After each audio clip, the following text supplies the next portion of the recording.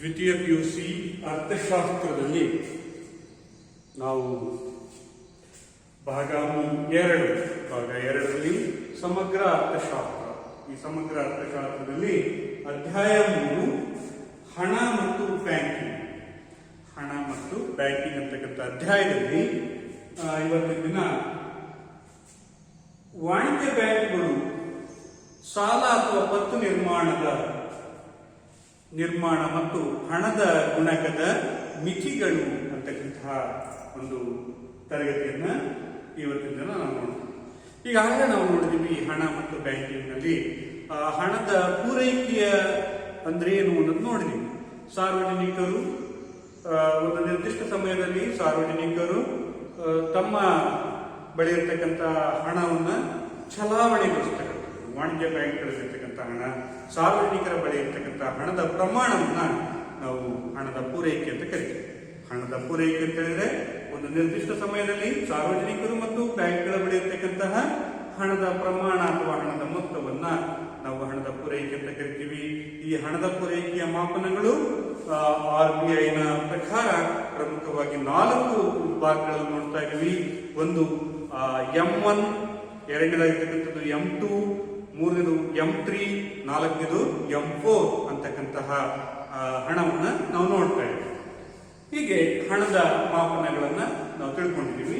ಅದರ ಜೊತೆಗೆ ಹಣದ ಪೂರೈಕೆಯಲ್ಲಿ ರಿಸರ್ವ್ ಬ್ಯಾಂಕ್ನ ಪಾತ್ರ ಏನು ಮತ್ತು ವಾಣಿಜ್ಯ ಬ್ಯಾಂಕ್ಗಳ ಪಾತ್ರವೇನು ಅನ್ನೋದನ್ನ ನಾವು ತಿಳ್ಕೊಂಡಿದ್ದೀವಿ.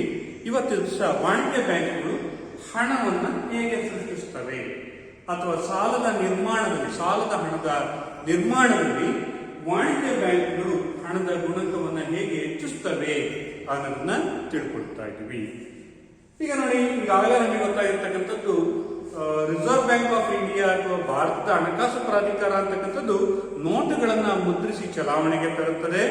ಆ ಚಲಾವಣೆಗೆ ತರ್ತಕ್ಕಂಥ ಪರಮಾಧಿಕಾರ ಇರ್ತಕ್ಕಂಥದ್ದು ಭಾರತೀಯ ರಿಸರ್ವ್ ಬ್ಯಾಂಕ್ಗೆ, ಮತ್ತು ನಾಣ್ಯಗಳನ್ನ ಮುದ್ರಿಸಿ ಚಲಾವಣೆಗೆ ತರ್ತಕ್ಕಂಥ ಅಧಿಕಾರ ಇರ್ತಕ್ಕಂಥದ್ದು ಭಾರತದ ಹಣಕಾಸು ಇಲಾಖೆಗೆ. ಹೀಗೆ ನಾಣ್ಯಗಳನ್ನ ಮುದ್ರಿಸಿ ಚಲಾವಣೆಗೆ ತರ್ತಾರೆ. ಇದು ರಿಸರ್ವ್ ಬ್ಯಾಂಕ್ನ ಹಣದ ಪೂರೈಕೆಯ ಭಾಗ. ಆದ್ರೆ ವಾಣಿಜ್ಯ ಬ್ಯಾಂಕ್ಗಳು ಹೇಗೆ ಹಣವನ್ನು ಸೃಷ್ಟಿಸುತ್ತವೆ ಅನ್ನೋದನ್ನ ಅದು ನೋಡ್ತಾ ಇದ್ದೀವಿ. ಅದು ಹೇಗೆ ಸೃಷ್ಟಿಸುತ್ತದೆ, ವಾಣಿಜ್ಯ ಬ್ಯಾಂಕ್ಗಳು ಹಣದ ಪೂರೈಕೆಯನ್ನು ಹೇಗೆ ಸೃಷ್ಟಿಸುತ್ತದೆ ಅಂತ ಹೇಳಿದ್ರೆ, ಸಾರ್ವಜನಿಕರಿಗೆ ಸಾಲವನ್ನು ನೀಡುವಾಗ ಹೊಸ ಖಾತೆಗಳನ್ನು ತೆರೆಯುವುದರ ಮೂಲಕ ಹಳೆಯ ಠೇವಣಿಗಳ ಮೊತ್ತವನ್ನು ಹೆಚ್ಚಿಸ್ತಾ ಹೋಗುತ್ತದೆ. ಆ ಮೂಲಕ ವಾಣಿಜ್ಯ ಬ್ಯಾಂಕ್ಗಳು ಹಣದ ಪೂರೈಕೆಯನ್ನು ಹೆಚ್ಚಿಸುತ್ತವೆ. ಹೊಸ ಸಾಲಗಾರರಿಗೆ ಹೊಸ ಖಾತೆಗಳನ್ನು ತೆರೆಯುತ್ತವೆ ಮತ್ತು ಆ ಮೂಲಕ ಹಳೆಯ ಠೇವಣಿಗಳ ಜೊತೆಗೆ ಹೊಸ ಠೇವಣಿಗಳನ್ನು ಸೃಷ್ಟಿ ಮಾಡುವ ಮೂಲಕ ಹಣದ ಪೂರೈಕೆಯನ್ನ ಹೆಚ್ಚಿಸುತ್ತದೆ ಅನ್ನೋದನ್ನ ನೋಡ್ತಾ ಇದ್ದೀವಿ. ಗೊತ್ತಾನೆ, ಬಹಳ ಇಂಪಾರ್ಟೆಂಟ್ ಏನು ಅಂತ ಹೇಳಿದ್ರೆ, ವಾಣಿಜ್ಯ ಬ್ಯಾಂಕ್ಗಳು ಹೇಗೆ ಸಾಲದ ಹಣವನ್ನು ಸೃಷ್ಟಿ ಮಾಡ್ತವೆ, ಹೆಚ್ಚುವರಿ ಹಣವನ್ನು ಸೃಷ್ಟಿ ಮಾಡ್ತವೆ ಅಂತ ಹೇಳಿದ್ರೆ, ಸಾಲಗಾರರಿಗೆ ಸಾಲವನ್ನು ನೀಡುವಂತ ಸಂದರ್ಭದಲ್ಲಿ ಹೊಸ ಖಾತೆಗಳನ್ನು ತೆರೆಯುವುದರ ಮೂಲಕ ಅವರಿಗೆ ಸಾಲವನ್ನು ನೀಡ್ತವೆ. ಅದರ ಜೊತೆಗೆ ಏನಾಗಿರ್ತವೆ, ಹಳೆಯ ಠೇವಣಿಗಳು ಸಹ ಅಸ್ತಿತ್ವದಲ್ಲಿರ್ತವೆ. ಹಳೆಯ ಠೇವಣಿಗಳ ಅಸ್ತಿತ್ವದಲ್ಲಿ ಇರೋದ್ರ ಜೊತೆಗೆ ಹೆಚ್ಚುವರಿಯಾಗಿ ಸಾಲವನ್ನು ನೀಡಿ ಆ ಮೂಲಕ ಖಾತೆಗಳನ್ನು ತೆರೆದು ಅಲ್ಲಿ ಹಣದ ಪೂರೈಕೆಯನ್ನ ಹೆಚ್ಚಿಸುತ್ತವೆ ವಾಣಿಜ್ಯ ಬ್ಯಾಂಕ್ಗಳು ಅನ್ನೋದನ್ನ ನಾವು ಕಳೆದ ತರಗತಿಯಲ್ಲಿ ನೋಡ್ತಾ ಇದ್ದೇವೆ. ಹೀಗೆ ವಾಣಿಜ್ಯ ಬ್ಯಾಂಕ್ಗಳು ತಮ್ಮ ಠೇವಣಿಯ ಹೆಚ್ಚುವರಿ ಹಣದಿಂದ ವಾಣಿಜ್ಯ ಬ್ಯಾಂಕ್ಗಳು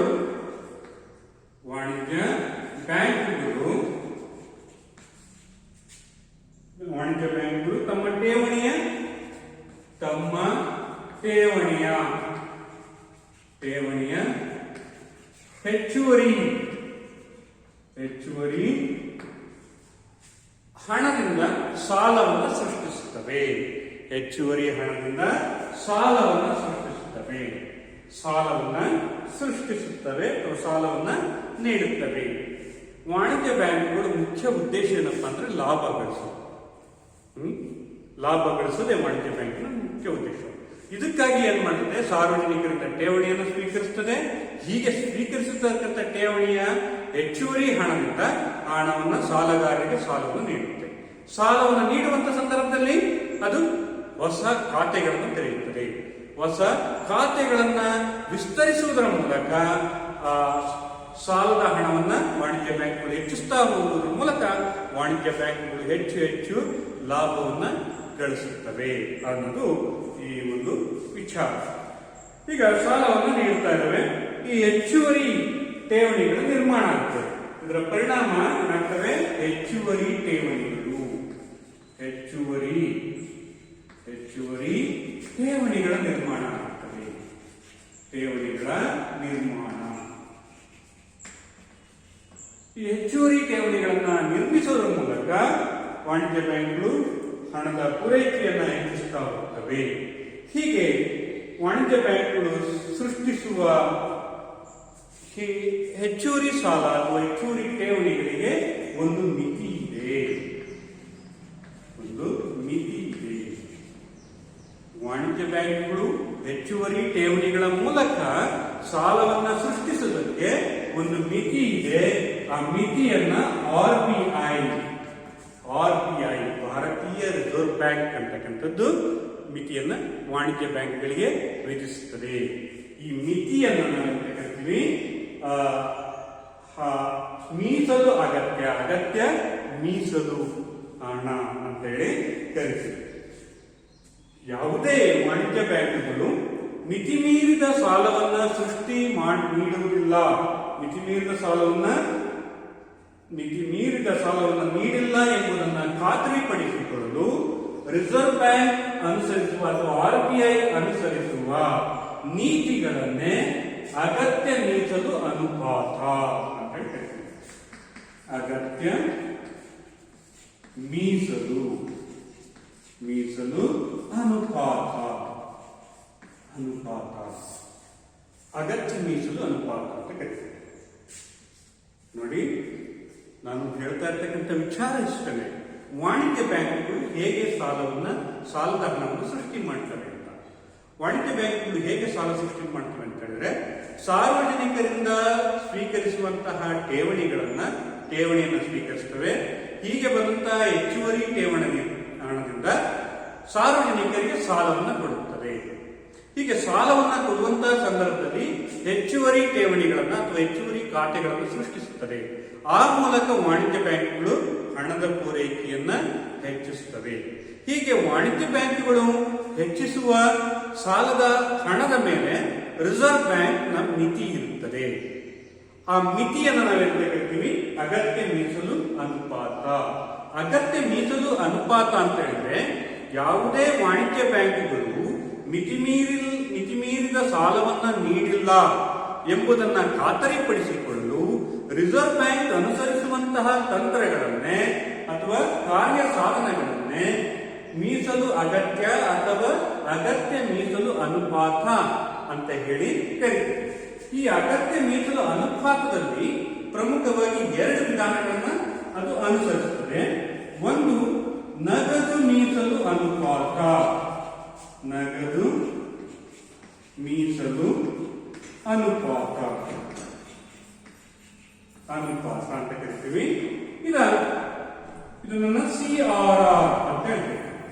CRR ನಗದು ಮೀಸಲು ಅನುಪಾತವನ್ನ CRR ಅಂತ ಹೇಳಿ ಕರಿತೀವಿ.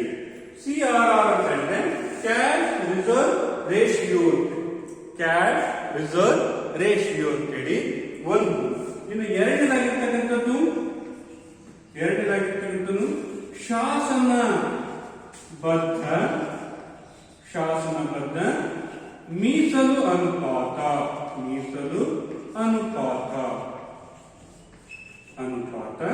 ಇದನ್ನ SLR ಅಂತ ಹೇಳ್ತೀವಿ. SLR ಅಗತ್ಯ ಮೀಸಲು ಅನುಪಾತವನ್ನ ರಿಸರ್ವ್ ಬ್ಯಾಂಕ್ ಅನುಸರಿಸುತ್ತದೆ. ಈ ಅಗತ್ಯ ಮೀಸಲು ಅನುಪಾತದಲ್ಲಿ 2 ಭಾಗಗಳನ್ನು ನಾವು ನೋಡಬಹುದು. ಒಂದು ನಗದು ಮೀಸಲು ಅನುಪಾತ. ಇದನ್ನ ಇಂಗ್ಲಿಷಲ್ಲಿ ಕ್ಯಾಶ್ ರಿಸರ್ವ್ ರೇಷಿಯೋ ಅಂತ ಕರೀತಾರೆ. ಹಾಗೆಯೇ ಇದನ್ನ ಶಾರ್ಟ್ ಹ್ಯಾಂಡ್ ಆಗಿ CRR ಅಂತ ಕರಿತೀವಿ. ಅದೇ ರೀತಿ ಎರಡನೇದಾಗಿರ್ತಕ್ಕಂಥದ್ದು ಶಾಸನಬದ್ಧ ಮೀಸಲು ಅನುಪಾತ. SLR ಅಂತ ಕರಿತೀವಿ. SLR ಅಂತ ಹೇಳಿದ್ರೆ ಶಾಸನಬದ್ಧ ಮೀಸಲು ಅನುಪಾತ, statutory liquidity ratio, statutory liquidity ratio ಅಂತ ಹೇಳಿ ಕರಿತೀವಿ. ನಗದು ಮೀಸಲು ಅನುಪಾತವನ್ನ ಕ್ಯಾಶ್ ರಿಸರ್ವ್ ರೇಷಿಯೋ ಅಂತ ಹೇಳಿ ಕರಿತೀವಿ. ಹೀಗೆ ವಾಣಿಜ್ಯ ಬ್ಯಾಂಕ್ಗಳನ್ನ ಮಿತಿಮೀರಿ ಸಾಲ ನೀಡಿಲ್ಲ ಅನ್ನೋ ಒಂದು ಗಮನದಲ್ಲಿಟ್ಟುಕೊಳ್ಳೋದಕ್ಕೋಸ್ಕರ ಮಿತಿಮೀರಿ ಸಾಲ ನೀಡಿಲ್ಲ ಅಂತಕ್ಕಂಥದನ್ನ ಖಾತ್ರಿಪಡಿಸಿಕೊಳ್ಳುವ ಉದ್ದೇಶದಿಂದ ರಿಸರ್ವ್ ಬ್ಯಾಂಕ್ ಅಗತ್ಯ ಮೀಸಲು ಅನುಪಾತವನ್ನು ಅನುಸರಿಸುತ್ತದೆ. ಇದರಲ್ಲಿ 2 ಪ್ರಕಾರಗಳನ್ನು ನೋಡ್ತಾ ಇದ್ದೀವಿ. ಈಗ ನೋಡಿ, ಮೊದಲನೇದು ನಗದು ಮೀಸಲು ಅನುಪಾತ ಅಂದ್ರೆ ಏನು ಅಂತ ನೋಡಿ. ನಗದು ಮೀಸಲು ಅನುಪಾತ ಅಂತ ಹೇಳಿದ್ರೆ ವಾಣಿಜ್ಯ ಬ್ಯಾಂಕುಗಳು ತಮ್ಮ ಠೇವಣಿಯ ಸ್ವಲ್ಪ ಭಾಗದ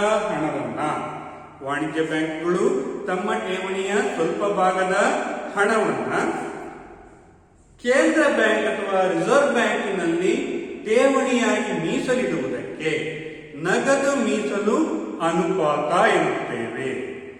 ನಗದು ಮೀಸಲು ಅನುಪಾತ ಅಂತ ಹೇಳಿದ್ರೆ ವಾಣಿಜ್ಯ ಬ್ಯಾಂಕುಗಳು ತಮ್ಮ ಠೇವಣಿಯ ಸ್ವಲ್ಪ ಭಾಗದ ಹಣವನ್ನ ರಿಸರ್ವ್ ಬ್ಯಾಂಕಿನಲ್ಲಿ ಅಥವಾ ಕೇಂದ್ರ ಬ್ಯಾಂಕಿನಲ್ಲಿ ಮೀಸಲಾಗಿ ಇಡುವುದಕ್ಕೆ, ಠೇವಣಿ ಇಡುವುದಕ್ಕೆ ನಗದು ಮೀಸಲು ಅನುಪಾತ ಅಂತ ಹೇಳ್ತೇವೆ. ಅಂದ್ರೆ ಅರ್ಥ ಇಷ್ಟೇ, ವಾಣಿಜ್ಯ ಬ್ಯಾಂಕ್ಗಳು ಏನು ಸಾರ್ವಜನಿಕರಿಂದ ಹಣವನ್ನು ಸ್ವೀಕರಿಸುತ್ತಲ್ಲ, ಆ ಹಣವನ್ನು ಸ್ವೀಕರಿಸಿದಾಗ ಠೇವಣಿಗಳು ಸೃಷ್ಟಿಯಾಗ್ತವೆ. ಆ ಠೇವಣಿಯ ಸ್ವಲ್ಪ ಭಾಗದ ಹಣವನ್ನ ವಾಣಿಜ್ಯ ಬ್ಯಾಂಕ್ಗಳಲ್ಲಿ ಇಡಬೇಕಾಗುತ್ತೆ, ರಿಸರ್ವ್ ಬ್ಯಾಂಕ್ನಲ್ಲಿ ಇಡಬೇಕಾಗುತ್ತೆ. ಹೀಗೆ ರಿಸರ್ವ್ ಬ್ಯಾಂಕ್ನಲ್ಲಿ ಠೇವಣಿಯಾಗಿರ್ತಕ್ಕಂಥ ಹಣಕ್ಕೆ ನಾವೇನಂತ ಕರಿತೀವಿ, ನಗದು ಮೀಸಲು ಅನುಪಾತ ಅಂತ ಕರಿತೀವಿ. ಯಾಕೆ ಇಡಬೇಕು? ವಾಣಿಜ್ಯ ಬ್ಯಾಂಕ್ಗಳು ಠೇವಣಿಯ ಸ್ವಲ್ಪ ಭಾಗದ ಹಣವನ್ನ ರಿಸರ್ವ್ ಬ್ಯಾಂಕ್ನಲ್ಲಿ ಯಾಕೆ ಇಡಬೇಕು ಅಂತ ಹೇಳಿದ್ರೆ, ಅಲ್ಲಿ ಠೇವಣಿಯಾಗಿರ್ತಕ್ಕಂಥ ಹಣವನ್ನ ಠೇವಣಿದಾರ ಯಾವುದೇ ಕ್ಷಣದಲ್ಲಿ ಬಂದು ಹಣವನ್ನು ಕೇಳುವುದು. ಹಾಗಾಗಿ ಅದರ ಸ್ವಲ್ಪ ಭಾಗದ ಹಣವನ್ನು ಕೇಂದ್ರ ಬ್ಯಾಂಕ್ನಲ್ಲಿ ಮೀಸಲಾಗಿರಬೇಕು. ಆನಂತರ ಈ ವಾಣಿಜ್ಯ ಬ್ಯಾಂಕ್ಗಳೇನಾದರೂ ನಷ್ಟ ಅನುಭವಿಸಿದಂತ ಸಂದರ್ಭದಲ್ಲಿ ಆಗ ರಿಸರ್ವ್ ಬ್ಯಾಂಕ್ ಆ ಠೇವಣಿದಾರನ ಒಂದು ಸಹಾಯಕ್ಕೆ ಬರುತ್ತದೆ, ಈ ಒಂದು CRR ನ ನಿಧಿಯ ಮೂಲಕ. ಈ ಉದ್ದೇಶಕ್ಕಾಗಿ ವಾಣಿಜ್ಯ ಬ್ಯಾಂಕ್ಗಳು ತಮ್ಮ ಠೇವಣಿಯ ಸ್ವಲ್ಪ ಭಾಗದ ಹಣವನ್ನು ಇಟ್ಟುಕೊಳ್ತವೆ. ಹಾಗೆಯೇ ಮತ್ತೊಂದು, ಹೆಚ್ಚುವರಿ ಹಣದ ಪೂರೈಕೆಯನ್ನು ನಿಯಂತ್ರಿಸುವ ಉದ್ದೇಶದಿಂದ ರಿಸರ್ವ್ ಬ್ಯಾಂಕ್ ಈ ಮೀಸಲು ಅನುಪಾತ ಅಥವಾ ನಗದು ಮೀಸಲು ಅನುಪಾತವನ್ನ ಅದು ಜಾರಿಗೆ ತರುತ್ತದೆ. ಇದನ್ನ ರಿಸರ್ವ್ ಬ್ಯಾಂಕ್ ಹೇಳಿದ ಹಾಗೆ ವಾಣಿಜ್ಯ ಬ್ಯಾಂಕ್ಗಳು ಕೇಳಲೇಬೇಕಾಗುತ್ತೆ. ಯಾಕೆಂತಂದ್ರೆ ರಿಸರ್ವ್ ಬ್ಯಾಂಕ್ನ ನಿಯಂತ್ರಣ ವಾಣಿಜ್ಯ ಬ್ಯಾಂಕ್ಗಳ ಮೇಲೆ ಇದ್ದೇ ಇರುತ್ತೆ. ಇನ್ನು ಎರಡನೇದಾಗಿರ್ತಕ್ಕಂಥದ್ದು ಶಾಸನಬದ್ಧ ಮೀಸಲು ಅನುಪಾತ. ಶಾಸನಬದ್ಧ ಮೀಸಲು ಅನುಪಾತ ಅಂದ್ರೆ ವಾಣಿಜ್ಯ ಬ್ಯಾಂಕುಗಳು ತಮ್ಮ ಠೇವಣಿಯ ಸ್ವಲ್ಪ ಭಾಗದ ಹಣವನ್ನ ತಮ್ಮ ಬಳಿಯೇ ಇಟ್ಟುಕೊಳ್ಳುವುದಕ್ಕೆ, ವಾಣಿಜ್ಯ ಬ್ಯಾಂಕುಗಳು ತಮ್ಮ ಠೇವಣಿಯ ಸ್ವಲ್ಪ ಭಾಗದ ಹಣವನ್ನ ತಮ್ಮ ಬಳಿಯೇ ಇಟ್ಟುಕೊಳ್ಳುವುದಕ್ಕೆ ಶಾಸನಬದ್ಧ ಮೀಸಲು ಅನುಪಾತ ಅಂತ ಹೇಳಿ ಕರೀತೀವಿ. ಶಾಸನಬದ್ಧ ಮೀಸಲು ಅನುಪಾತ ಅಂತ ಹೇಳಿದ್ರೆ ವಾಣಿಜ್ಯ ಬ್ಯಾಂಕುಗಳು ತಮ್ಮ ಠೇವಣಿಯ ಸ್ವಲ್ಪ ಭಾಗದ ಹಣವನ್ನ ತಮ್ಮ ಬಳಿಯೇ ಅದನ್ನ ಸಂಗ್ರಹಿಸಿಟ್ಕೊಬೇಕಾಗುತ್ತೆ. ಕಾರಣ ಏನು ಅಂತ ಹೇಳಿದ್ರೆ, ಠೇವಣಿಯಾಗಿ ಇಟ್ಟಿರ್ತಕ್ಕಂತಹ ವ್ಯಕ್ತಿ ತನ್ನ ಹಣವನ್ನು ಯಾವುದೇ ಕ್ಷಣದಲ್ಲಾದರೂ ಸಹ ವಾಪಸ್ ಕೇಳಬಹುದು. ಹಾಗಾಗಿ ಎಲ್ಲ ಠೇವಣಿದಾರರು ಏಕಕಾಲದಲ್ಲಿಯೇ ಹಣವನ್ನು ಕೇಳೋದಿಲ್ಲ, ಠೇವಣಿ ಹಣವನ್ನು ವಿತ್ಡ್ರಾ ಮಾಡೋದಿಲ್ಲ. ಕೆಲವರು ಮಾತ್ರ ಅವರ ವ್ಯವಹಾರದ ಒಂದು ಪ್ರಮಾಣವನ್ನು ನೋಡಿ ವಾಣಿಜ್ಯ ಬ್ಯಾಂಕು ತಮ್ಮ ಬಳಿ ಠೇವಣಿಯನ್ನು ಸಂಗ್ರಹಿಸಿಕೊಳ್ಳುತ್ತೆ. ಈ ರೀತಿ ಸಂಗ್ರಹಿಸಿರ್ತಕ್ಕಂಥ ಹಣವನ್ನ ಶಾಸನಬದ್ಧ ಮೀಸಲು ಅನುಪಾತ, ಇದನ್ನ SLR ಅಂತ ಕರಿತೀವಿ. ಇದು ಸಹ ರಿಸರ್ವ್ ಬ್ಯಾಂಕ್ ವಾಣಿಜ್ಯ ಬ್ಯಾಂಕ್ಗಳಿಗೆ ವಿಧಿಸಿರ್ತಕ್ಕಂಥ ಒಂದು ನಿರ್ಬಂಧ, ಹಣದ ಪೂರೈಕೆಯನ್ನ ನಿಯಂತ್ರಿಸಲು ಅನುಸರಿಸುವಂತಹ ಒಂದು ಸಾಧನ. ಈ ಎರಡು ಸಾಧನಗಳನ್ನ ನಾವೇನಂತ ಕರಿತೀವಿ, ಅಗತ್ಯ ಮೀಸಲು ಅನುಪಾತ ಅಂತ ಕರಿತೀವಿ. ಬಹಳ ಇಂಪಾರ್ಟೆಂಟು, ಪರೀಕ್ಷಾ ದೃಷ್ಟಿಯಿಂದನೂ ಸಹ ಅಷ್ಟೇ ಇಂಪಾರ್ಟೆಂಟು. ಯಾಕಂತ ಹೇಳಿದ್ರೆ ನಿಮಗೆ CRR ಅನ್ನ ವಿಸ್ತರಿಸಿರಿ ಅಂತ ಕೇಳ್ತಾರೆ, ಅಥವಾ SLR ಅನ್ನ ವಿಸ್ತರಿಸಿ ಬರೆಯಿರಿ ಅಂತ ಹೇಳಿ ಕೇಳ್ತಾರೆ 1 ಅಂಕದ ಪ್ರಶ್ನೆಗೆ. ಹಾಗೆ 2 ಅಂಕದ ಪ್ರಶ್ನೆಗೆ ನಗದು ಮೀಸಲು ಅನುಪಾತ ಮತ್ತು ಶಾಸನಬದ್ಧ ಮೀಸಲು ಅನುಪಾತ ಅನುಪಾತಕ ನಡುವೆ ಇರ್ತಕ್ಕಂಥ ವ್ಯತ್ಯಾಸವನ್ನ ಬರೆಯಿರಿ ಅಂತ ಹೇಳಿ ಆ ಒಂದು ಪ್ರಶ್ನೆಯನ್ನ ಕೇಳಿದೆ. ನಗದು ಮೀಸಲು ಅನುಪಾತ ಅಂತ ಹೇಳಿದ್ರೆ ವಾಣಿಜ್ಯ ಬ್ಯಾಂಕ್ಗಳು ತಮ್ಮ ಠೇವಣಿಯ ಸ್ವಲ್ಪ ಭಾಗದ ಹಣವನ್ನು ಕೇಂದ್ರ ಬ್ಯಾಂಕ್ ನೀಡುವುದು. ಹಾಗೆಯೇ ಶಾಸನಬದ್ಧ ಮೀಸಲು ಅನುಪಾತ ಅಂತ ಹೇಳಿದ್ರೆ ವಾಣಿಜ್ಯ ಬ್ಯಾಂಕ್ಗಳು ತಮ್ಮ ಠೇವಣಿಯ ಸ್ವಲ್ಪ ಭಾಗದ ಹಣವನ್ನ ತಮ್ಮ ಬಳಿಯೇ ಇಟ್ಟುಕೊಳ್ಳುವುದನ್ನ ನಾವು ಶಾಸನಬದ್ಧ ಮೀಸಲು ಅನುಪಾತ ಅಂತ ಹೇಳಿ ಕರಿತೀವಿ. ಹಾಗಾದ್ರೆ ವಾಣಿಜ್ಯ ಬ್ಯಾಂಕ್ಗಳು ಹೇಗೆ ಹಣದ ಪೂರೈಕೆಯನ್ನು ಹೆಚ್ಚಿಸುತ್ತವೆ ಅನ್ನೋದನ್ನ ಒಂದು ಉದಾಹರಣೆ ಮತ್ತು ಕೋಷ್ಟಕದ ಮೂಲಕ ನಾವು ನೋಡ್ತಾ ಹೋಗೋಣ. ಉದಾಹರಣೆ ಮತ್ತು ಕೋಷ್ಟಕದ ಮೂಲಕ ಕೋಷ್ಟಕದ ಮೂಲಕ ವಿವರಣೆ.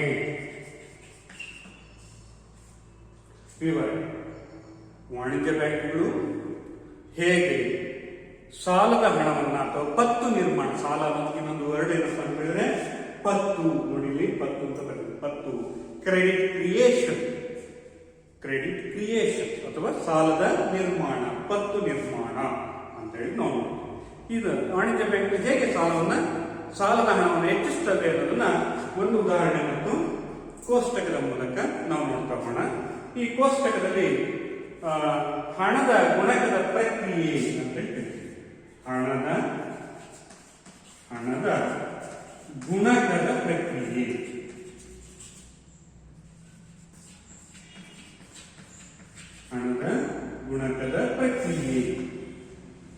ಹಣವನ್ನು ಹೇಗೆ ಮಲ್ಟಿಪ್ಲೈ ಮಾಡ್ತಾ ಹೋಗ್ತದೆ, ಠೇವಣಿಯಾಗಿ ಬಂದಿರತಕ್ಕಂಥ ಹಣವನ್ನ ಹೇಗೆ ಅದು ದ್ವಿಗುಣಗೊಳಿಸ್ತಾ ಹೋಗುತ್ತೆ, ಹಣದ ಸರಬರಾಜನ್ನು ಹೇಗೆ ಹೆಚ್ಚಿಸುತ್ತೆ ಅನ್ನೋದನ್ನ ಈ ಒಂದು ಉದಾಹರಣೆ ಮೂಲಕ ನೋಡೋಣ. ಮೊದಲನೇದಾಗಿರ್ತಕ್ಕಂಥದ್ದು ಸುತ್ತುಗಳು. ಈ ಒಂದು ಪಟ್ಟಿಯಲ್ಲಿ ಸುತ್ತು, ಎಷ್ಟು ಸುತ್ತು ಹಣ ಚಲಾವಣೆ ಆಗುತ್ತೆ. ಹಾಗೆಯೇ ವಾಣಿಜ್ಯ ಬ್ಯಾಂಕಿನ ಠೇವಣಿಗಳು, ವಾಣಿಜ್ಯ ಬ್ಯಾಂಕಿನ ಠೇವಣಿ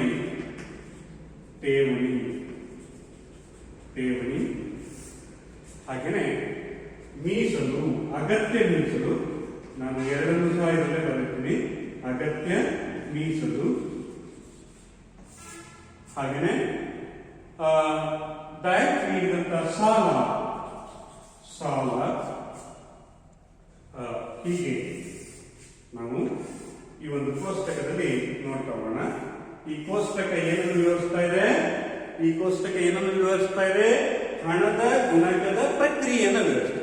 ಹಣದ ಗುಣಕದ ಪ್ರಕ್ರಿಯೆ ಅಂತ ಹೇಳಿದ್ರೆ ವಾಣಿಜ್ಯ ಬ್ಯಾಂಕ್ಗಳು ತಮಗೆ ಬಂದಂತಹ ಠೇವಣಿ ಹಣದಿಂದ ಹಣವನ್ನು ಹೇಗೆ ಹೆಚ್ಚಿಸುತ್ತವೆ, ಹಣದ ಪೂರೈಕೆಯನ್ನು ಹೇಗೆ ಹೆಚ್ಚಿಸುತ್ತವೆ ಅನ್ನೋದನ್ನ ಹಣದ ಗುಣಕದ ಪ್ರಕ್ರಿಯೆಯ ಮೂಲಕ ನಾವು ತಿಳ್ಕೊಳ್ತೀವಿ.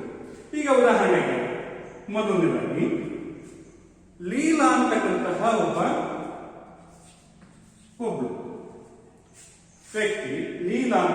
ವ್ಯಕ್ತಿ ವಾಣಿಜ್ಯ ಬ್ಯಾಂಕಿನಲ್ಲಿ SBI ಬ್ಯಾಂಕಿನಲ್ಲಿ ಠೇವಣಿಯಾಗಿ ಇಡ್ತಾರೆ. ದೇಶದಲ್ಲಿ ಒಂದೇ ಬ್ಯಾಂಕ್ ಇದೆ ಅಂತ ಇಟ್ಕೊಳ್ಳೋಣ. ಅದು ಒಂದೇ ಬ್ಯಾಂಕ್, ಅದು SBI ಅಂತ ಇಟ್ಕೊಂಡು ಒಂದು ದೇಶದಲ್ಲಿ ಒಂದು ಬ್ಯಾಂಕ್ ಅಸ್ತಿತ್ವದಲ್ಲಿದೆ ಅಂತ ಒಂದು ಕಲ್ಪನೆ. ಎರಡನೇ ಕಲ್ಪನೆ ಏನಪ್ಪಾ ಅಂತ ಹೇಳಿದ್ರೆ ಎಲ್ಲ ಠೇವಣಿದಾರರು ಸಹ ತಮ್ಮ ಠೇವಣಿ ಹಣವನ್ನು ಏಕಕಾಲದಲ್ಲಿ ಸ್ವೀಕರಿಸುವುದಿಲ್ಲ ಅಂತಕ್ಕಂಥ ಒಂದು ನಿರೀಕ್ಷೆ. ಈ ಎರಡು ಕಲ್ಪನೆಯನ್ನ ಮಾಡಿಕೊಂಡು ನಾವು ಹಣದ ಗುಣಕದ ಪ್ರಕ್ರಿಯೆಯನ್ನು ವಿವರಿಸ್ತೀವಿ. ನೋಡಿ, ಒಂದು ಬ್ಯಾಂಕ್ನಲ್ಲಿ ಲೀಲಾ ಅಂತಕ್ಕಂತಹ ವ್ಯಕ್ತಿ ಅಥವಾ SBI ಬ್ಯಾಂಕ್ನಲ್ಲಿ 100 ರೂಪಾಯಿ ಡೆಪಾಸಿಟ್ ಮಾಡ್ತಾರೆ. ಈಗ ಡಿಪಾಸಿಟ್ ಮಾಡಿದ ತಕ್ಷಣ SBI ಬ್ಯಾಂಕ್ನವ್ರು ಏನ್ ಮಾಡಬೇಕಾಗುತ್ತೆ? SBI ಬ್ಯಾಂಕ್ನವ್ರ ಮುಖ್ಯ ಉದ್ದೇಶ ಲಾಭ ಗಳಿಸೋದು. ಹಾಗಾಗಿ ಅವ್ರೇನ್ ಮಾಡ್ತಾರೆ ಅಂತ ಹೇಳಿದ್ರೆ, ಇಲ್ಲಿ ರಿಸರ್ವ್ ಬ್ಯಾಂಕ್ ಕಂಡೀಷನ್ಸ್ ಇದೆ. ಠೇವಣಿಯಾಗಿ ಬಂದಂತಹ ಹಣದಲ್ಲಿ ಇಂತಿಷ್ಟು ಪ್ರಮಾಣದಲ್ಲಿ ರಿಸರ್ವ್ ಬ್ಯಾಂಕ್ನ ಠೇವಣಿ ಇಡಬೇಕು, ಉಳಿದಂತಹ ಹಣದಲ್ಲಿ ಸ್ವಲ್ಪ ಹಣದಲ್ಲಿ ತನ್ನ ಬಳಿಯೇ ಠೇವಣಿ ಇಟ್ಕೊಳ್ಬೇಕು. ಹಾಗಾಗಿ CRR ಮತ್ತು SLR ಅನುಪಾತವನ್ನು 20% ಅಂತ ಹೇಳಿ ನಿಗದಿ ಮಾಡಿದ್ದಾರೆ. ಇಟ್ಕೊಂಡು 20%. ಅಂದ್ರೆ ಠೇವಣಿಯಾಗಿ ಬಂದಿರತಕ್ಕಂಥ ಹಣದಲ್ಲಿ 20%ರಷ್ಟನ್ನ ಮೀಸಲು ಅಗತ್ಯವಾಗಿ ಇಟ್ಕೊಳ್ಬೇಕು. 100 ರೂಪಾಯಿದಲ್ಲಿ 20 ರೂಪಾಯಿಯನ್ನ ಮೀಸಲು ಅಗತ್ಯವಾಗಿ ಇಟ್ಕೊಳ್ಬೇಕು. ಉಳಿದಂತಹ ಹಣದಲ್ಲಿ ಎಷ್ಟು ಉಳಿತದೆ? 120 ಹೋದ್ರೆ 80 ರೂಪಾಯಿಯನ್ನ ಸಾಲ ನೀಡಬೇಕು. ಇದು ರಿಸರ್ವ್ ಬ್ಯಾಂಕ್ ನಿಯಮ. ಒಂದು ಠೇವಣಿ ಬಂತು ತಕ್ಷಣ ರಿಸರ್ವ್ ಬ್ಯಾಂಕ್ 20%. ಎಷ್ಟು ಠೇವಣಿ ಬಂದಿರುತ್ತೋ ಅದರಲ್ಲಿ 20% ಮೀಸಲಾಗಿರಬೇಕು. ಉಳಿದಂತ ಹಣದಲ್ಲಿ ನೀವು ಸಾಲ ಕೊಡ್ಕೋಬಹುದು ಅಂತ ಹೇಳ್ತಾರೆ. ಅದರ ಪ್ರಕಾರ ಯಾವುದು SBI ಬ್ಯಾಂಕ್ ಏನ್ ಮಾಡ್ತು, ಬಂದಂತ 100 ರೂಪಾಯಿದಲ್ಲಿ 20 ರೂಪಾಯಿನ ರಿಸರ್ವ್ ಬ್ಯಾಂಕ್ ನಲ್ಲಿ, ಇನ್ನು ಉಳಿದಂತ 80 ರೂಪಾಯಿನ ಸಾಲವಾಗಿ ಕೊಟ್ಟಿದೆ. ಇದು ಯಾರಿದ್ದು? ಇದು ವಾಣಿಜ್ಯ ಬ್ಯಾಂಕ್ ಅಂತ ಹಣ ಅಲ್ಲ. ಯಾರ ಹಣ? ಲೀಲಾ ಅಂತಕ್ಕಂತಹ ವ್ಯಕ್ತಿ ಇಟ್ಕೊಂಡಿರ್ತಕ್ಕಂಥ ಹಣ. ಈಗ ಈ 80 ರೂಪಾಯಿ ಯಾರಿಗೆ ಸಾಲವಾಯಿತು, ಯಾರಿಗೆ ಸಾಲ ಕೊಡ್ತು ಅಂತ ಹೇಳಿದ್ರೆ ಜಸ್ಪಾಲ್ ಕೌಲ್ ಅಂತಕ್ಕಂತಹ ವ್ಯಕ್ತಿ. ಜಸ್ಪಾಲ್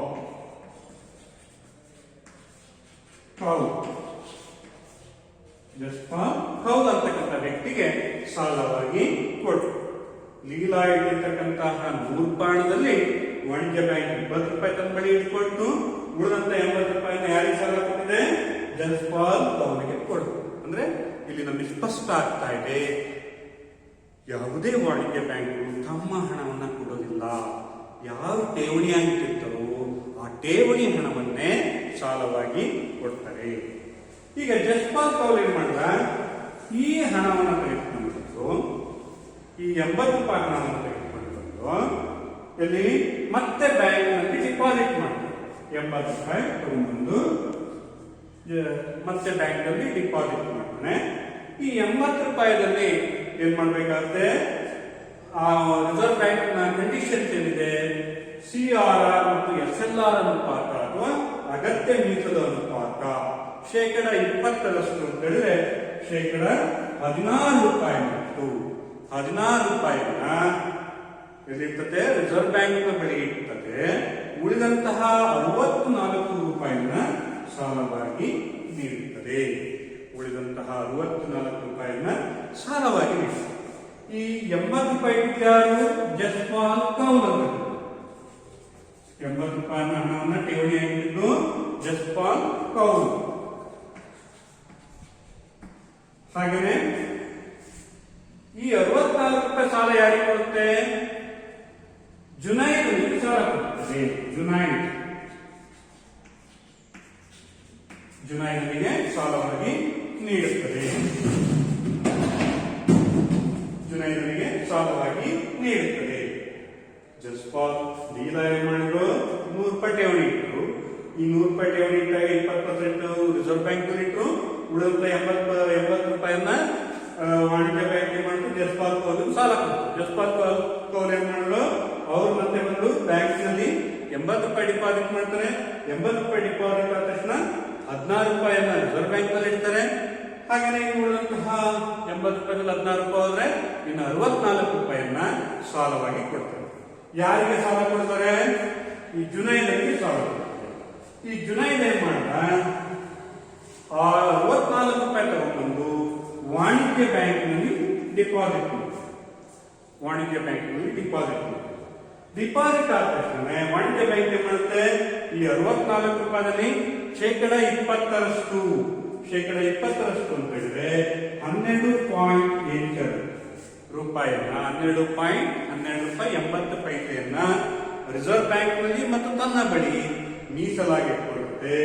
ಉಳಿದಂತಹ 51 ರೂಪಾಯಿ 2 ಪೈಸೆ, 51 ರೂಪಾಯಿ 20 ಪೈಸೆಯನ್ನ ಬೇರೆಯವರಿಗೆ ಸಾಲ ಕೊಡುತ್ತೆ. ಹೀಗೆ ಈ ಪ್ರಕ್ರಿಯೆ, ಈ 100 ರೂಪಾಯಿ ಹಣ ಅಂತಕ್ಕಂಥದ್ದು ಕನಿಷ್ಠ ಆಗುವವರೆಗೂ ಸಹ ಸಾಲದ ಪ್ರಕ್ರಿಯೆಗಳು ಮುಂದುವರಿತಾನೆ ಇರ್ತವೆ. ಈಗ ನೋಡಿ, ಕೊನೆಯ ಹಂತ, ಕೊನೆಯ ಸುತ್ತು, ಕೊನೆಗೆ ನಾವು ನೋಡಿದ್ರೆ ಈ 100 ರೂಪಾಯಿ ಪ್ಲಸ್ 80 ರೂಪಾಯಿ ಪ್ಲಸ್ 64 ರೂಪಾಯಿ ಇದೆಲ್ಲದನ್ನು ನಾವು ಕೌಂಟ್ ಹಾಕ್ತಾ ಹೋಗ್ತೇವೆ. ಅದು ನಿರಂತರವಾಗಿ ಹೋದ್ರೆ ಬ್ಯಾಂಕಿನ ಬಳಿ ಎಷ್ಟು 500 ರೂಪಾಯಿ ಡಿಪಾಸಿಟ್ ಇರುತ್ತೆ. ಹಾಗೆಯೇ ಈ ಅಗತ್ಯ ಮೀಸಲು ಅನುಪಾತ ಇದನ್ನೆಲ್ಲ ಕೂಡಿದ್ರೆ ಇದೆಷ್ಟಾಗುತ್ತೆ, 100 ರೂಪಾಯಿ ಆಗುತ್ತೆ.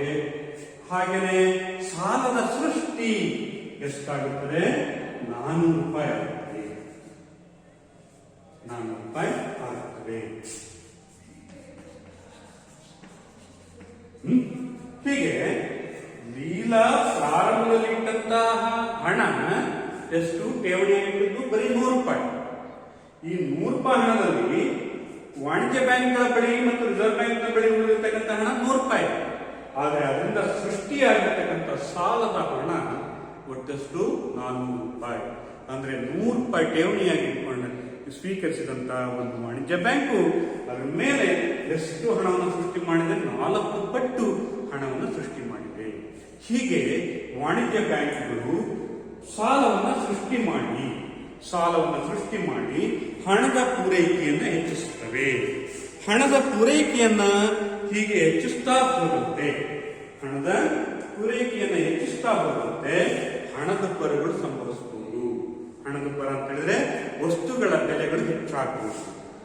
ಚಲಾವಣೆಯಲ್ಲಿರ್ತಕ್ಕಂಥ ನೋಟಿನ ಹಣದ ಪ್ರಮಾಣ ಹೆಚ್ಚಾಗಿ ಸರಕು ಸೇವೆಗಳ ಪ್ರಮಾಣ ಕಡಿಮೆ ಆಗುವುದು. ಅಂತಹ ಸಂದರ್ಭದಲ್ಲಿ ವಸ್ತುಗಳ ಬೆಲೆಗಳು ಹೆಚ್ಚಾಗಿ ಹಣದುಬ್ಬರ ಸಂಭವಿಸಬಹುದು. ಈ ಹಣದುಬ್ಬರವನ್ನು ನಿಯಂತ್ರಿಸಬೇಕಾದ್ರೆ ವಾಣಿಜ್ಯ ಬ್ಯಾಂಕ್ಗಳಿಗೆ ರಿಸರ್ವ್ ಬ್ಯಾಂಕ್ ಏನ್ ಮಾಡುತ್ತೆ? ಕೆಲವು ಅಗತ್ಯ ಮೀಸಲುಗಳನ್ನು ವಿಧಿಸುತ್ತದೆ. ಸಾಲದ ಹಣವನ್ನು ಸೃಷ್ಟಿ ಮಾಡುವ ಒಂದು ಪ್ರಮಾಣವನ್ನ ಕಡಿಮೆ ಮಾಡೋದಕ್ಕೋಸ್ಕರ ರಿಸರ್ವ್ ಬ್ಯಾಂಕ್ ಏನ್ ಮಾಡುತ್ತೆ? ನಗದು ಮೀಸಲು ಅನುಪಾತ ಮತ್ತು ಶಾಸನಬದ್ಧ ಮೀಸಲು ಅನುಪಾತವನ್ನ ಅನುಸರಿಸುತ್ತದೆ. ಒಂದು ವೇಳೆ ಹಣದ ಪ್ರಮಾಣ, ಚಲಾವಣೆಯ ಪ್ರಮಾಣ ಕಡಿಮೆ ಆದಾಗ ಈ ಅಗತ್ಯ ಮೀಸಲು ಅನುಪಾತವನ್ನ ಕಡಿಮೆ ಮಾಡುತ್ತದೆ. ಸಾರ್ವಜನಿಕರ ಬಳಿ ಹಣದ ಪ್ರಮಾಣ ಕಡಿಮೆ ಇದೆ ಅನ್ನೋದು ಗೊತ್ತಾದ್ರೆ, ಅಥವಾ ವಾಣಿಜ್ಯ ಬ್ಯಾಂಕ್ಗಳ ಬಳಿ ಹಣದ ಪ್ರಮಾಣ ಕಡಿಮೆ ಇದೆ ಮತ್ತು ಸಾರ್ವಜನಿಕರ ಹಣದ ಪ್ರಮಾಣ ಕಡಿಮೆ ಇದೆ ಅಂದಾಗ ರಿಸರ್ವ್ ಬ್ಯಾಂಕ್ ಏನ್ ಮಾಡುತ್ತೆ? ಅಗತ್ಯ ಮೀಸಲು ಅನುಪಾತವನ್ನು 20% ಇತ್ತಲ್ಲ, ಅದನ್ನ 10%, 5% ಇಳಿಸುತ್ತೆ.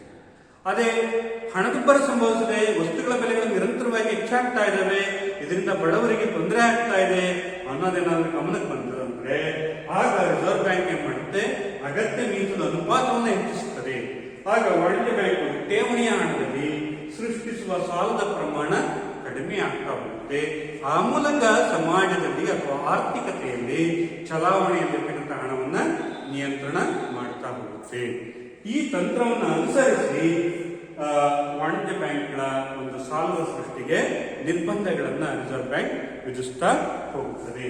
ಒಟ್ಟಾರೆ ಇವತ್ತಿನ ನಮ್ಮ ತರಗತಿಯಲ್ಲಿ ನಾವು ಮುಖ್ಯವಾಗಿ ಗಮನಿಸಬೇಕಾಗಿರ್ತಕ್ಕಂತಹ ಅಂಶ ಅಂತ ಹೇಳಿದ್ರೆ CRR ಮತ್ತು SLR ಅನುಪಾತ. CRR ಅಂದ್ರೆ CRR ಅನ್ನು ವಿಸ್ತರಿಸಿರಿ. CRR ಅಂತ ಹೇಳಿದ್ರೆ ನಗದು ಮೀಸಲು ಅನುಪಾತ. ವಾಣಿಜ್ಯ ಬ್ಯಾಂಕ್ಗಳು ತಮ್ಮ ಠೇವಣಿಯ ಸ್ವಲ್ಪ ಭಾಗದ ಹಣವನ್ನ ಕೇಂದ್ರ ಬ್ಯಾಂಕ್ನಲ್ಲಿ ಇಡುವುದನ್ನ, ಕೇಂದ್ರ ಬ್ಯಾಂಕ್ನಲ್ಲಿ ಠೇವಣಿಯಾಗಿ ಇಟ್ಟಿರ್ತಕ್ಕಂಥ ನಿಧಿಯನ್ನ ನಗದು ಮೀಸಲು ಅನುಪಾತ ಅಂತ ಕರಿತೀವಿ. ಹಾಗೆಯೇ ವಾಣಿಜ್ಯ ಬ್ಯಾಂಕ್ಗಳು ತಮ್ಮ ಠೇವಣಿಯ ಸ್ವಲ್ಪ ಭಾಗದ ಹಣವನ್ನ ತಮ್ಮ ಬಳಿಯೇ ನಿಧಿಯಾಗಿ ಇಟ್ಕೊಂಡ್ರೆ ಅದನ್ನ ಶಾಸನಬದ್ಧ ಮೀಸಲು ಅನುಪಾತ. ಇವೆರಡರ ವ್ಯತ್ಯಾಸವನ್ನ ಬಹಳ ಸೂಕ್ಷ್ಮವಾಗಿ ನಾವು ತಿಳ್ಕೊಬೇಕಾಗುತ್ತೆ. ಹಾಗೆಯೇ CRR ಅನ್ನು ವಿಸ್ತರಿಸಿರಿ. CRR ಅನ್ನು ವಿಸ್ತರಿಸಿರಿ ಅಂತಂದ್ರೆ ನಗದು ಮೀಸಲು ಅನುಪಾತ. ಹಾಗೆಯೇ SLR ಅನ್ನು ವಿಸ್ತರಿಸಿರಿ. SLR ಅಂತ ಹೇಳಿದ್ರೆ ಶಾಸನಬದ್ಧ ಮೀಸಲು ಅನುಪಾತ. ಸೊ ಇವತ್ತಿನ ಒಂದು ತರಗತಿಯಲ್ಲಿ ನಾವು ಇದ್ರ ಬಗ್ಗೆ ತಿಳ್ಕೊಂಡಿದ್ದೀವಿ. ಅಂದ್ರೆ ರಿಸರ್ವ್ ಬ್ಯಾಂಕ್ ಸೃಷ್ಟಿಸ್ತಕ್ಕಂಥ ಸಾಲ ಯಾವುದು? ನೋಟುಗಳ ಮುದ್ರಣ, ಕರೆನ್ಸಿ ನೋಟುಗಳನ್ನು ಮುದ್ರಿಸಿ ಚಲಾವಣೆ ಮಾಡ್ತಾರೆ. ಹೀಗೆ ಮುದ್ರಿಸಿ ಬಂದಂತಹ ಹಣದಿಂದ ಅದನ್ನ ಅತಿ ಹೆಚ್ಚು, ಅದಕ್ಕಿಂತಲೂ ಹೆಚ್ಚಿನ ಪ್ರಮಾಣದಲ್ಲಿ ಹಣದ ಪೂರೈಕೆಯನ್ನು ಸೃಷ್ಟಿಸಲು ವಾಣಿಜ್ಯ ಬ್ಯಾಂಕ್. ಹಾಗಾಗಿ ವಾಣಿಜ್ಯ ಬ್ಯಾಂಕ್ಗಳ ಒಂದು ಸಾಲದ ಹಣವನ್ನು ನಿಯಂತ್ರಿಸೋದಕ್ಕೆ ಅಥವಾ ಹೆಚ್ಚಿಸೋದಕ್ಕೆ ರಿಸರ್ವ್ ಬ್ಯಾಂಕ್ ಅನುಸರಿಸತಕ್ಕಂಥ ತಂತ್ರ ಅಗತ್ಯ ಮೀಸಲು ಅನುಪಾತ. ಇದರಲ್ಲಿ 2 ಪ್ರಕಾರ, ಒಂದು ನಗದು ಮೀಸಲು ಅನುಪಾತ, ಮತ್ತೊಂದು ಶಾಸನಬದ್ಧ ಮೀಸಲು ಅನುಪಾತ. ಇದರ ಅರ್ಥ ಆಗಿಲ್ಲ, ಮೀಸಲಾಗಿರ್ತಕ್ಕಂಥದ್ದು ಕೇವಲ 100 ರೂಪಾಯಿ ಠೇವಣಿಯಾಗಿದ್ದರೆ ಆ 100 ರೂಪಾಯಿ ಠೇವಣಿಯಾಗಿದ್ದು ಎಲ್ಲಾ ವಾಣಿಜ್ಯ ಬ್ಯಾಂಕ್ಗಳ ಠೇವಣಿಯ ಮೊತ್ತ ಕೊನೆಗೆ ಎಷ್ಟಾಗುತ್ತದೋ 500 ರೂಪಾಯಿ ಆಗುತ್ತೆ. ಹಾಗೆಯೇ ಈ 100 ರೂಪಾಯಿದಲ್ಲಿ ಅಗತ್ಯ ಮೀಸಲುಗಳನ್ನ ನಾವು ರಿಸರ್ವ್ ಬ್ಯಾಂಕ್ ನಲ್ಲಿ ಇಡ್ತಾ ಹೋದ್ರೆ ಪ್ರತಿ ಸುತ್ತಿನಲ್ಲೂ ಸಹ ನಾವು ಸಾಲವನ್ನು ನೀಡಿದಾಗ ಅಗತ್ಯ ಮೀಸಲನ್ನು ನೀಡಬೇಕು. ಹಾಗೆ ಅಗತ್ಯ ಮೀಸಲನ್ನ ಕೂಡಿಟ್ಟಾಗ ಎಷ್ಟಾಗುತ್ತೆ? 100 ರೂಪಾಯಿ ಆಗುತ್ತದೆ. ಹಾಗೆಯೇ ಸಾಲದ ಸೃಷ್ಟಿಯ ಪ್ರಮಾಣ ಎಷ್ಟಾಗುತ್ತೆ? 400 ರೂಪಾಯಿ ಆಗುತ್ತೆ. ಹೀಗೆ 100 ರೂಪಾಯಿದ್ದು 400 ರೂಪಾಯಿವರೆಗೂ ಸಾಲವನ್ನು ಸೃಷ್ಟಿಸುತ್ತೆ. ಒಟ್ಟಾರೆ ಇಡೀ ಆರ್ಥಿಕತೆಯಲ್ಲಿ ಎಷ್ಟು ಚಲಾವಣೆಯಲ್ಲಿ ತೆಗೆತಾಣಾಗುತ್ತೆ? 100 ರೂಪಾಯಿ ಆಗುತ್ತೆ, ಸಾರಿ 500 ರೂಪಾಯಿ ಆಗುತ್ತೆ. ಹೀಗೆ ವಾಣಿಜ್ಯ ಬ್ಯಾಂಕ್ಗಳು ಸಾಲವನ್ನು ಸೃಷ್ಟಿಸ್ತಾ ಹೋಗ್ತವೆ ಅನ್ನೋದನ್ನ ನಾವು ಹಣದ ಗುಣಕದ ಪ್ರಕ್ರಿಯೆ ಅಥವಾ ಸಾಲದ ಪತ್ತು ನಿರ್ಮಾಣ ಪ್ರಕ್ರಿಯೆ ಅಂತೇಳಿ ಕರಿತೀವಿ. Thank you.